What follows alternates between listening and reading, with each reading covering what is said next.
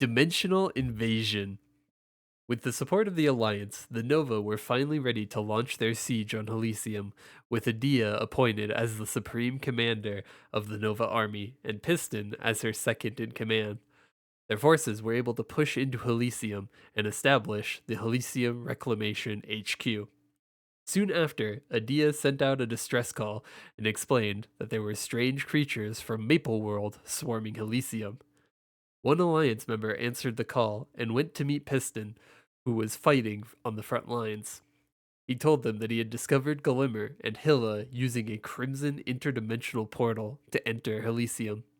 He recounted how he had overheard Glimmer assuring Hilla that with the success of his portal generating device, Grandis would fall before them. Hilla had then told Glimmer to relax and had suggested that they should spend time enjoying themselves, just as Magnus must have done.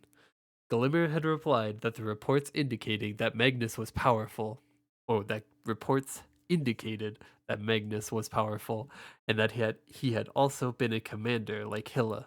However, Hilla had snapped at him that Magnus was nothing like her, claiming that Magnus couldn't keep his allegiances straight if they were made of unbendable steel.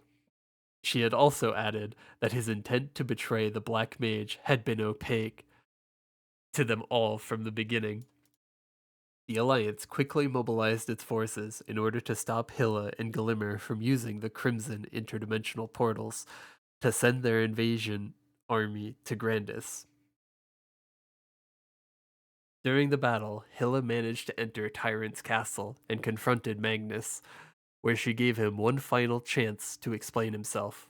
She asked Magnus why he had never bothered to attend the commander meetings, even though he was alive and well, and asked if he opposed the Black Mage's will. Magnus simply laughed and asked if the seal would be broken soon before congratulating the commanders for all that they had accomplished thus far. Author's note: the seal had already been broken by this point. Originally, I had this section placed shortly before the Black Mage's seal is broken, as it made sense to have it there, but the Explorer storyline revamp messed up the timeline. Glimmer's betrayal has to happen after the Alliance is formed, and since the Alliance is now formed after the seal breaks, Magnus's line about the seal about to break retroactively becomes him just being misinformed. It's also interesting to me that the commanders had regular meetings in all the centuries that the Black Mage was sealed.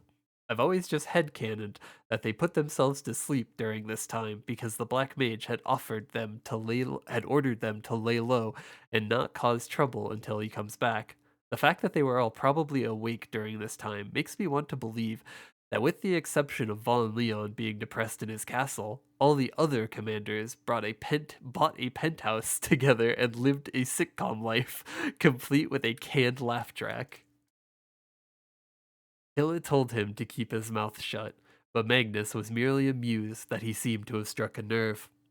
He reminded Hilla that he had never promised his utmost loyalty to the Black Mage, and explained that Gerard Darmore used very different methods than the Black Mage, adding that he wouldn't embarrass himself further by continuing to play a part in such a ridiculous masquerade. Hilla appeared genuinely upset by Magnus's betrayal, and, holding back tears, she told him that it was only right to call him an enemy, swearing that she would take back everything that the Black Mage had given him. Magnus sneered and replied that it should have been that way all along, as he could use a good fight. They then engaged in a fierce battle, the outcome of which was unknown. Author's note: I've always found the idea of Magnus and Hilla having unresolved romantic tension in Friend Story to be interesting. It's nice to see that Hilla, at least, seemed to have some feelings for Magnus in the real world, and honestly, I like to think that Magnus got under her skin was him flirting with her and reciprocating her feelings. And that's such a cool coincidence because would you look at that, I'm also in love with both of them. For me, Magnus and Hilla are just like a fire poison mage, hot but toxic. Oh my lord. They're literally the worst individually, but when you see them paired together, you can't help but think, God help me, those two are the most beautiful people I've ever seen in my life. I bet I can talk my way into a triple with them. There's no way this can end well, but what am I if not self-destructive? Oh no! Oh no, Maple Hero. Getting back to the point though. Even though the outcome of their fight isn't mentioned, it's likely that Magnus won, since he's still ruling Elysium by the time that the Alliance launches its siege.